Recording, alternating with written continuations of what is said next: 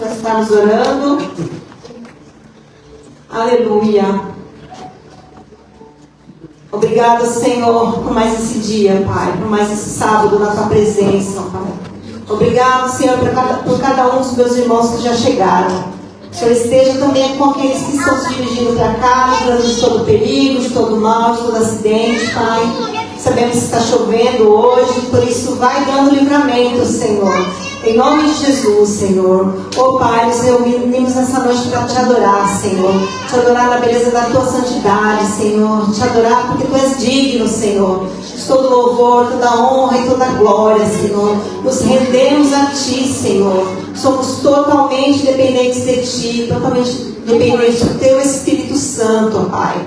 Vai tomando direção, Senhor, de tudo que vamos fazer aqui. Queremos já entregar a ti, Senhor, os louvores, Pai, a palavra, Senhor, a escolinha das crianças, a comunhão, que tudo o que fizermos aqui, seu nome seja entronizado, Senhor, seu nome seja engrandecido, e que a tua glória enche este lugar, Senhor, que a tua presença enche este lugar, Senhor, possamos sair daqui cheios, Senhor, cheios do teu Espírito Santo, Senhor. Oh, Papai querido, para podermos ser testemunha, Senhor, do Teu Evangelho, testemunha do Teu amor, testemunha, Senhor, de tudo aquilo que o Senhor tem feito nas nossas vidas, Pai querido. Oh, Senhor, vem, Senhor, nessa noite, Senhor, com uma unção especial. Venha, Senhor, renovar, Senhor, venha curar. Venha, Senhor, trazer salvação, Senhor, no meio do Teu povo, Pai. Oh, Senhor querido, porque aqui tem um povo, Senhor, que te ama, um povo que ora, Senhor, um povo que jejua, Senhor, um povo que quer, Senhor, ter mais intimidade contigo, a cada dia mais e mais. Vai tomando direção, Senhor, deste culto, Pai. Nós queremos te adorar, Senhor, com alegria, Senhor. Queremos render, Senhor, louvores a ti, Senhor, meu Pai, porque sabemos de onde o Senhor nos tirou. Temos conhecimento, Senhor, de onde o Senhor nos tirou e onde o Senhor nos colocou, Pai. Obrigada, Senhor. Continua, Senhor, sustentando essa obra, Senhor. Continua sustentando, Senhor, os teus filhos, os teus servos, Senhor, para juntos, Senhor, alcançarmos as almas para ti, Senhor. Para que juntos, Senhor, o teu reino seja estabelecido nesta nação, ó Pai. Oh, Senhor querido, esteja conosco, Senhor, nos capacitando cada dia mais. Capacita essa equipe, Senhor, de obreiros, Senhor. Capacita os levitas, Senhor. Capacita, Senhor, cada um que está, Senhor, trabalhando na tua obra, Senhor. Seja, Senhor, fazendo, Pai, o que for, mas que o Senhor venha ser com eles, Papai querido. Venha ser com a vida de cada um deles, Senhor. Oh, Papai querido, nós te amamos, Senhor. Tu és maravilhoso. Engrandecido seja o teu nome. Deus, Pai poderoso, vem cuidando dos teus filhos, Senhor. Você sabe que cada um precisa nessa noite, Deus. Ô Espírito Santo, Deus, mais de ti nesse lugar, Pai. Obrigado por ter trazido a gente até esse lugar, Deus. Obrigado por ter cuidado da nossa família, Pai, dessa família, dessa igreja, Pai. Visita todos, Pai, que estão no caminho.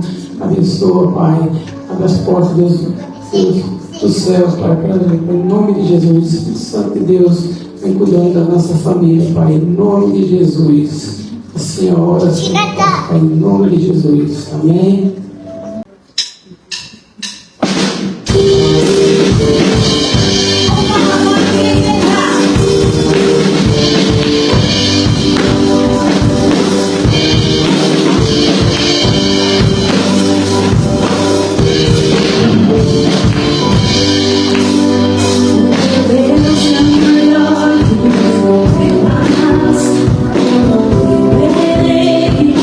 Con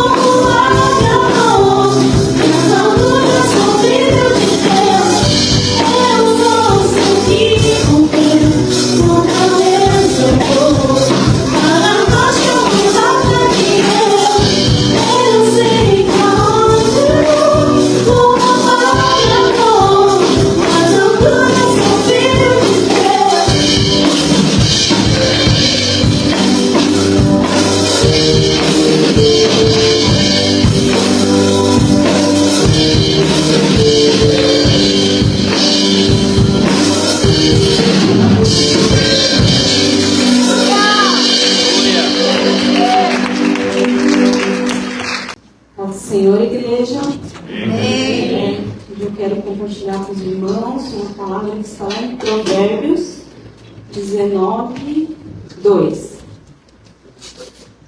Diz assim: não é bom agir sem refletir, e o que se apressa com seus pés é um caminho.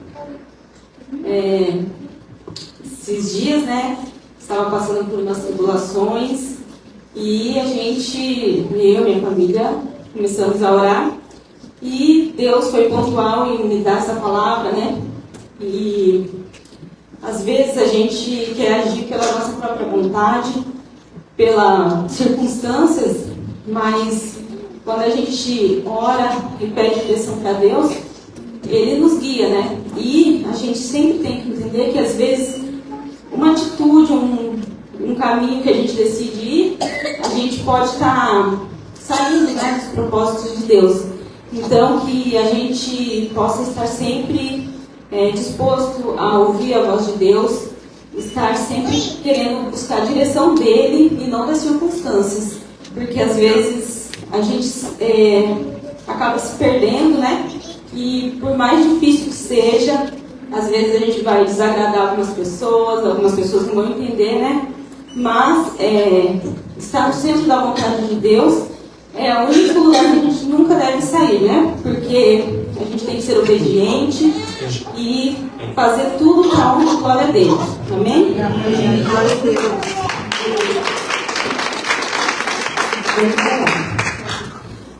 Senhor Jesus, te agradecemos, Pai, pela oportunidade de estarmos reunidos em Sua casa. E te pedimos, Senhor, que o Senhor continue nos dando a direção, ensinando o caminho, que a gente nunca se perca, meu Pai, sair dos seus propósitos, porque o Senhor tem a direção para cada um e a gente deve ouvir aquilo que o Senhor quer para a nossa vida e não as circunstâncias. Que o Senhor continue abençoando, cuidando da nossa igreja e tudo que fazemos aqui seja para a honra e glória do Teu santo nome. Em nome de Jesus, amém.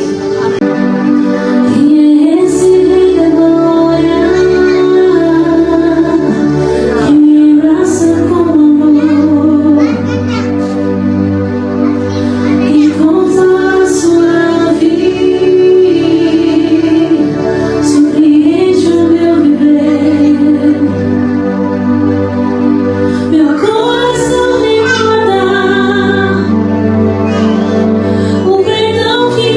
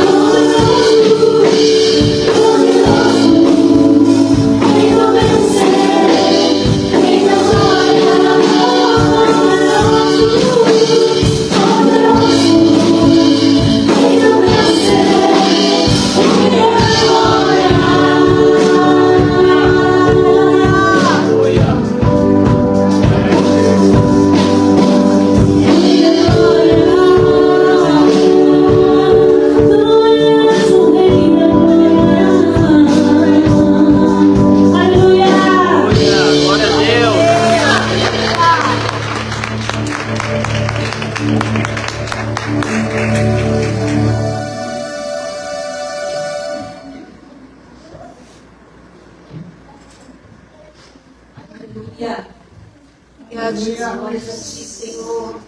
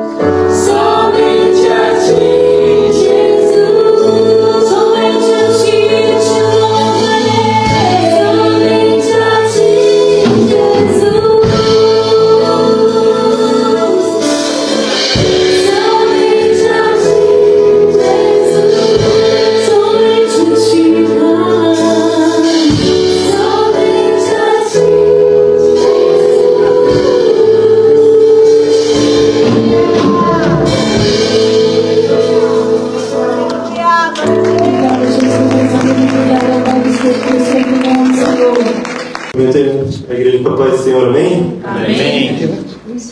Irmãos, a palavra que Deus me deu, esses dias eu estava refletindo sobre os dízimos e as ofertas, né? A oferta, como todo mundo já sabe, é uma generosidade. É o quão generoso você é para com Deus, né? E o dízimo, apesar de não ser um mandamento de Deus, ele ainda, muitas pessoas falam que ele não está no Novo Testamento ou que ficou no Velho, que é a coisa do Antigo Testamento. Mas eu, lendo Mateus 23, eu comecei a prestar atenção no versículo 23. Quando Jesus está ali exortando os fariseus, os escribas ali, ele fala assim: ai de vós, escribas e fariseus, hipócritas, porque dais o dízimo da hortelã, do entro, o do moinho e o do moinho, e tens negligenciado os preceitos mais importantes da lei, a justiça, a misericórdia e a fé. Devies, porém, fazer estas coisas sem omitir aquelas. Irmãos, para mim aqui ficou muito claro que, sim, o dízimo não é a coisa mais importante na fé, mas é uma das disciplinas espirituais para nos mantermos perto de Deus. Assim como o jejum Jesus, quando estava com os discípulos, eles não obrigavam os discípulos ou falavam com um mandamento para eles jejuarem, porque ele fala assim: enquanto o noivo estiver aqui, vocês não precisam jejuar. Mas quando ele for, dá a entender claramente que quando ele não estivesse aqui e já tivesse sido crucificado, era para nós jejuarmos. É uma das disciplinas espirituais que Jesus deixou para a gente. E lendo esse versículo,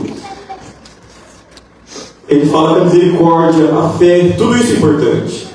Porém, fazer essas coisas sem omitir aquelas que eles já estavam fazendo. Eles estavam fazendo, eles dizimavam, mas eles estavam fazendo de uma forma religiosa, de uma forma, fazendo a coisa certa da forma errada, vamos dizer assim.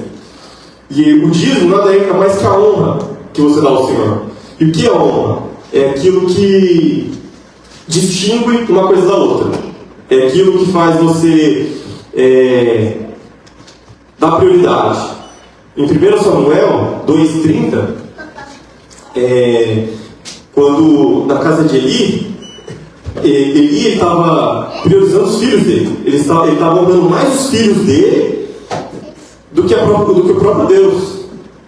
Então, na parte final ali, se os irmãos lerem 1 Samuel do 2, do 29 e em diante, você vai ver que na casa de Eli, ele estava priorizando tanto os filhos dele que ele estava esquecendo de priorizar Deus, de honrar a Deus.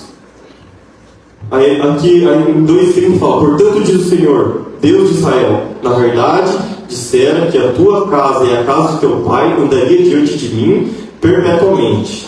Porém, agora diz o Senhor. Então, Deus tinha dado uma promessa, porém, na casa de Eli, ele deixou de honrar a Deus e começou a honrar mais os filhos dele. Longe de mim tal coisa, porque aos que me honram, honrarei, porém os que me desprezam serão desmerecidos. Então, eu vejo isso como honra. É você honrar a Deus, é você priorizar a Deus. Nós temos conta, nós temos tudo, mas a casa do Senhor também tem. É a casa onde você busca a espiritualidade. Eu sei que todo mundo busca em casa também, mas aqui é a casa de Deus. Nós viemos aqui para cultuar, para ter um ambiente de espiritual melhor, para chegar mais próximo de Deus. E quando eu estava lendo o versículo 23, do Mateus 23, ali eu vi que os fariseus, os judeus, todos eles dizimavam. Eles deram continuidade. Jesus não aboliu. Não falou não precisa dizimar mais. Falou: vocês estão fazendo certo, mas da forma errada. Eles estavam sendo apenas religiosos, apenas tentando fazer o certo, mas da maneira errada. Porque eles dizimavam, mas eles não aqui, ó. Eles não tinham a justiça, a misericórdia e a fé, eles estavam ignorando.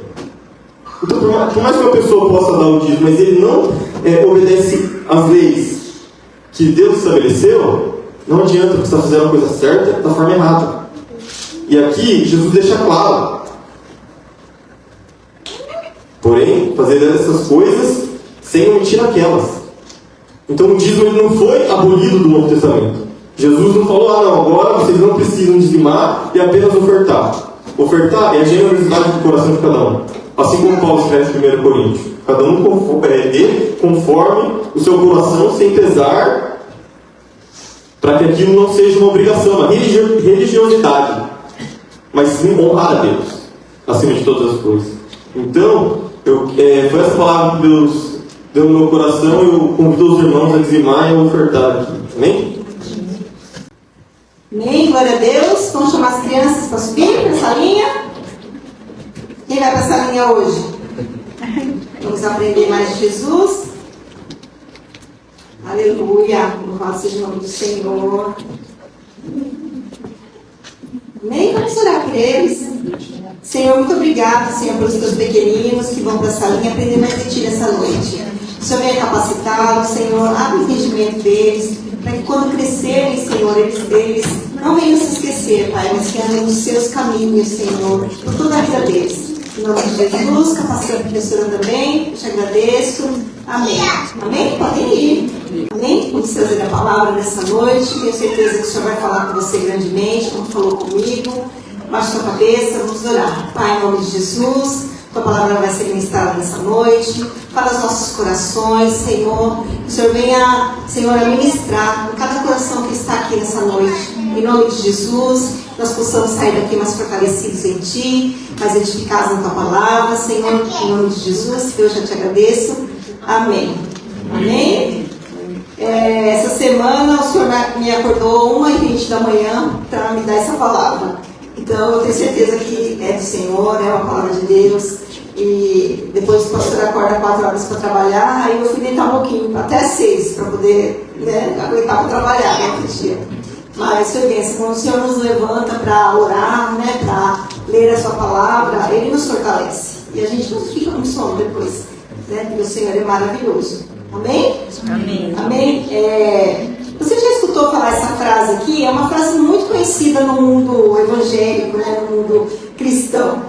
Deus não é homem para que minta, nem filho do homem para que mude de ideia. Acaso ele fala e deixa de agir? Acaso promete e deixa de cumprir? Quem já ouviu essa palavra? É muito famosa essa palavra, né? E quem falou essa palavra? Vocês sabem essa frase? Quem falou essa frase? Quem falou essa frase foi o profeta Balaão, esse profeta dos tempos antigos ali, ele que falou essa frase. E ele viveu na época em que o povo de Deus estava passando pela terra dos Moabitas, pela terra de Moabe. E Israel mandou uma mensagem para o rei dos amorreus, dizendo: deixa o meu povo passar pelas suas terras, não tocaremos em nada, nem comeremos nenhuma plantação, só deixa-nos passar. E o rei de Moabe falou: não, eu não vou deixar, porque o seu povo é muito grande, tem muita gente, vocês vão acabar destruindo todo lugar por onde passarem. E não deixou. E esse rei de Moabe, o rei Seom, ele chamou Balaão para que profetizasse contra o povo de Deus, amaldiçoasse o povo de Deus. E lá em Números 22, 1 e 3...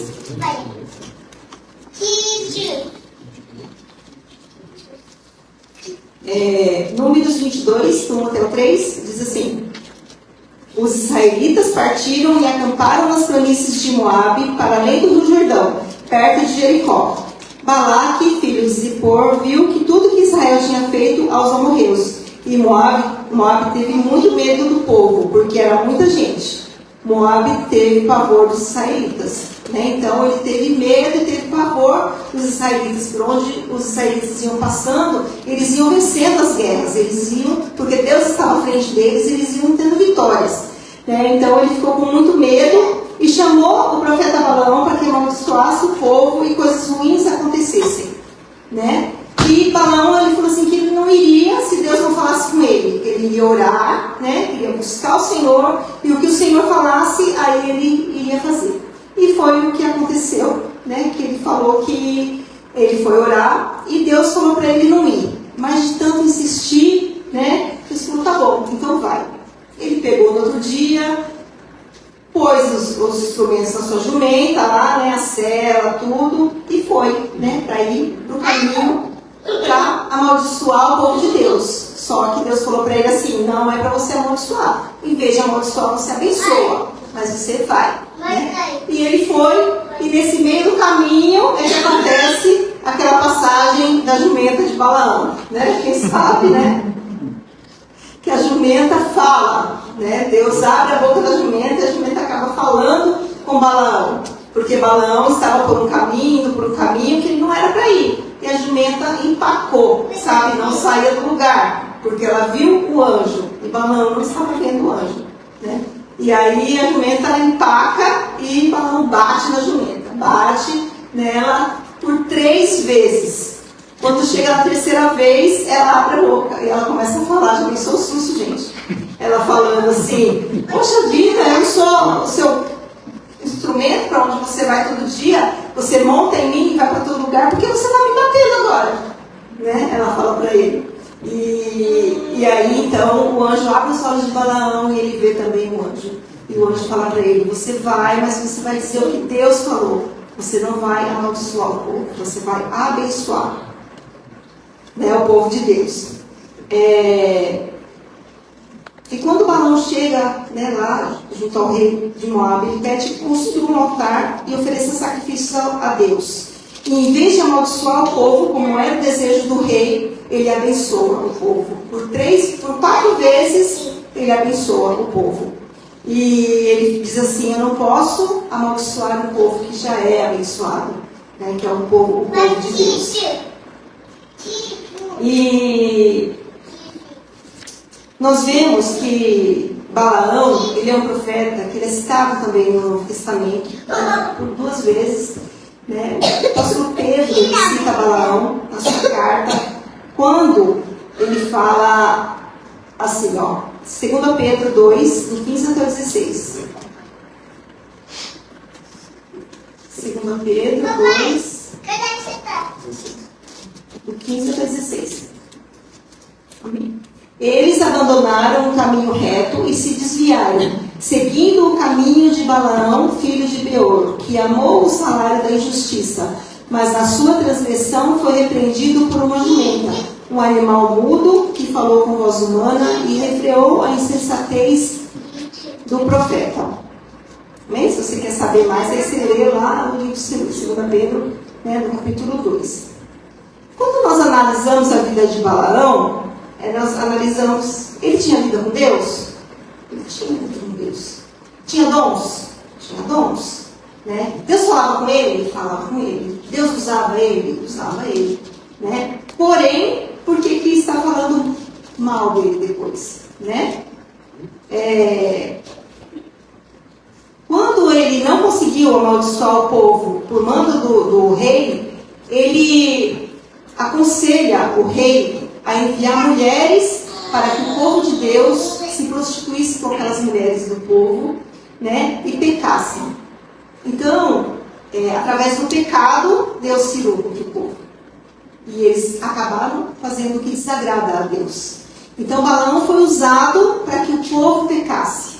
E desse pecado, Números 25, 1 e 3. Você pode ler o livro de Números todinho depois, em casa. Números 25, do 1 ao 3, diz assim, enquanto Israel estava em Sitim, o povo começou a cometer imoralidades sexuais com mulheres moabitas, que os convidavam aos sacrifícios dos seus deuses. O povo comia e se prostrava diante desses deuses. Assim, Israel uniu-se a Baal-Peor, e a ira do Senhor se acendeu contra Israel. Então, quando entrou o pecado da idolatria, da imoralidade, Deus se irou contra um povo que era abençoado. Né? Então, e depois disso, por causa disso, Deus se irou contra aquele povo e 24.000 israelitas morreram. Né? E aí, depois de tudo isso que aconteceu, o que aconteceu com Balaão?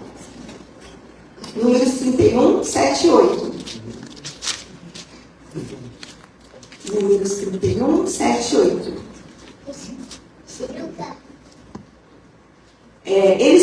contra Midian, conforme o Senhor tinha ordenado a Moisés, e mataram todos os homens. Entre os mortos estavam 5 reis de Midian: Evi, Requém, Zur, Ur e Reba. Também mataram a espada Balaão, filho de Beor. Então Balaão ele foi morto numa guerra depois.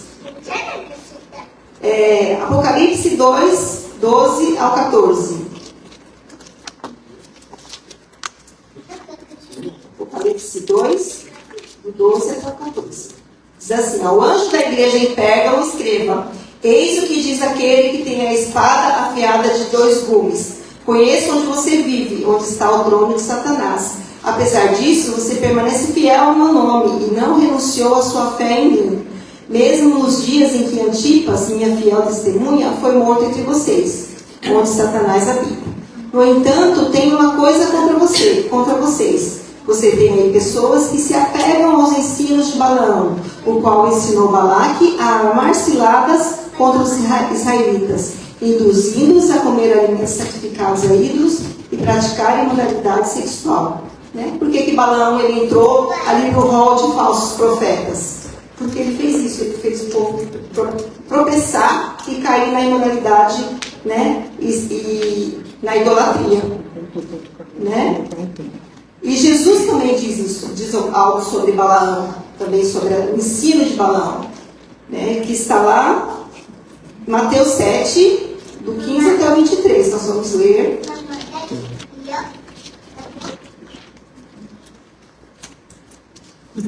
Mateus 7, do 15 até o 23. Tenham cuidado com os falsos profetas. Eles vêm a vocês vestidos de pele de ovelhas, mas por dentro são lobos devoradores. Pelos seus frutos vocês os conhecerão. Alguém pode colher uvas de um espinheiro ou figos de ervas daninhas? Semelhantemente, toda árvore boa dá frutos bons, mas a árvore ruim dá frutos ruins. Uma árvore boa não pode dar frutos ruins, tampouco uma árvore ruim pode dar frutos bons. Toda árvore que não produz bons frutos é cortada e lançada no fogo. Assim, pelos seus frutos vocês o reconhecerão. E nem todo aquele que me diz Senhor, Senhor, entrará no reino dos céus, mas apenas aqueles que fazem a vontade do meu Pai, que está nos céus. Muitos me dirão naquele dia: Senhor, Senhor, não profetizamos em teu nome não expulsamos demônios e não realizamos muitos milagres? Então eu lhes direi claramente: nunca os conheci. Afaste-se de mim, pois vocês praticam a iniquidade. O que é iniquidade? O que é pecado e o que é iniquidade? Pecado é um acidente, Iniquidade, você sabe que está pecando, sabe que aquilo é errado e continua fazendo. Isso é iniquidade. Você sabe que é errado, sabe que não agrada a Deus e continua fazendo. Não tem mudança de vida, não tem transformação. Então isso é uma iniquidade. Então, Jesus ele fala assim, para nós termos uma vida de intimidade com Ele, uma vida de transformação dia a dia, até chegarmos a ser mais parecidos com Deus, mais parecidos com Jesus. E a característica de um falso profeta é que aparenta algo que não é.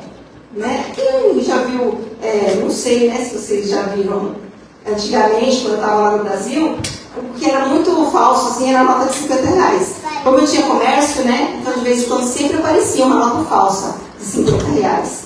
E como a gente não era profissional, a gente tinha comércio de material de construção, a gente não sabia diferenciar qual era a falsa de qual era a verdadeira. E como a gente fazia, pegava uma verdadeira e colocava perto de uma falsa. Quando você pegava a verdadeira e colocava perto de uma falsa, logo você ia saber qual que era a falsa e qual que era a verdadeira. Fica muito nítido, Então, também é assim, Um falso profeta, ele é reconhecido por uma vida sem frutos, uma vida que não tem fruto, Nem sempre tem frutos ruins, às vezes não tem fruto, Então, assim você vai conhecer,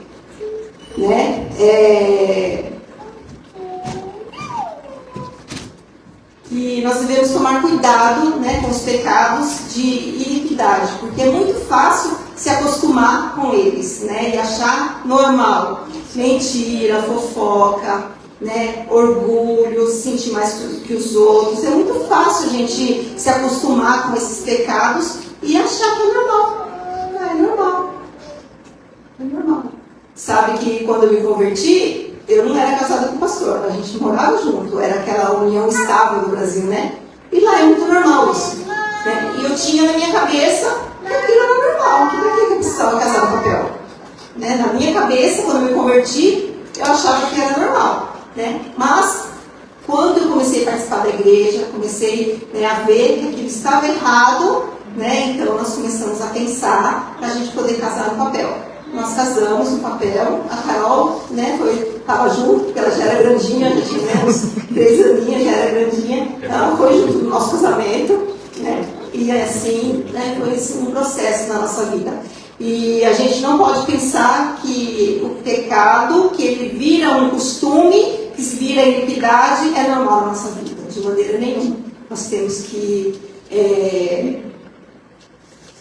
abominar isso, né? Então, nós temos que lutar para que isso saia da nossa vida, para que a gente viva uma vida de santidade, né? Para que ele viva uma vida, para que nós venhamos a viver uma vida, né, que professe o nome de Jesus de verdade, né? Porque a diferença da nossa vida, né, com a vida dos outros está no nosso comportamento, né? A gente precisa ter um comportamento que condiz com a palavra do Senhor. Nós não podemos ter um comportamento que aqui na igreja é uma coisa, lá fora é outra.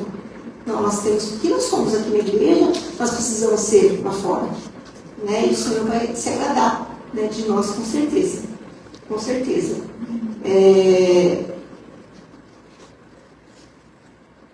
Amém? Amém? Vocês entenderam a palavra? Eu falei muito rápido? Não? Então, acredito que seja uma palavra que é para os dias de hoje, para os dias atuais, né, nos dias que a igreja está vivendo, nos últimos dias na terra. E nós cremos que o Senhor está voltando para buscar a sua igreja. A palavra do Senhor diz que no meio cristão, não é lá fora, no meio cristão iam se infiltrar falsos profetas, se possível enganaria até os escolhidos. Né? Então a gente tem que tomar cuidado, pedir de Deus discernimento de espírito, para que a gente possa discernir o que é verdadeiro, o que é falso. Né? E a gente não ser enganado. E como que nós temos discernimento de espírito? Como que a gente consegue ter discernimento de espírito? Lendo a palavra. Lendo a palavra. Através de você ler a palavra, entender a palavra, você consegue discernir. Não é algo que eu falo assim, receba discernimento de espírito. Não. Isso não se faz assim. Né? Discernimento de espíritos, que não é só espíritos bons e espíritos ruins. Você discernir situações. Discernir situações. Na verdade, eu não estou querendo falar assim, vou falar a minha experiência, né, para vocês. De uma mensagem que alguém me passa, eu sei a intenção da pessoa. Pela mensagem. Eu não sou melhor que ninguém, não. É a palavra. É você ler a palavra, estudar a palavra, faz isso. Faz você discernir situações. Né? Discernir o coração das pessoas. Você vê o coração das pessoas. Né? É bom, mas é ruim. É bom, mas é ruim. A gente tem que estar preparado, porque a gente, né? A palavra de Deus diz que a gente precisa pedir os melhores dons. Né? Mas não é porque tem um dom melhor e um dom pior. Não. A gente precisa pedir os dons que vão servir a igreja. Os dons não é pra gente. Os dons a gente não usa pra gente mesmo. A gente usa para servir a igreja. Né? Estamos preparados para receber dons do Senhor? O que você acha? Estamos preparados? Será que Deus dá um dom pra gente, né, de cura, de maravilhas, como, né, existe dons de maravilhas que faz crescer órgãos em pessoas? O que a gente vai fazer com aquilo? O que nós vamos fazer com esse dom? A gente vai usar mesmo para a igreja? Sem nada em troca? O que nós vamos fazer? Né? Então, a gente tem que pensar direitinho, orar ao Senhor e pedir, né, os melhores dons que vão ser bênção da igreja, para servir o povo de Deus. Então, é para isso que servem os dons.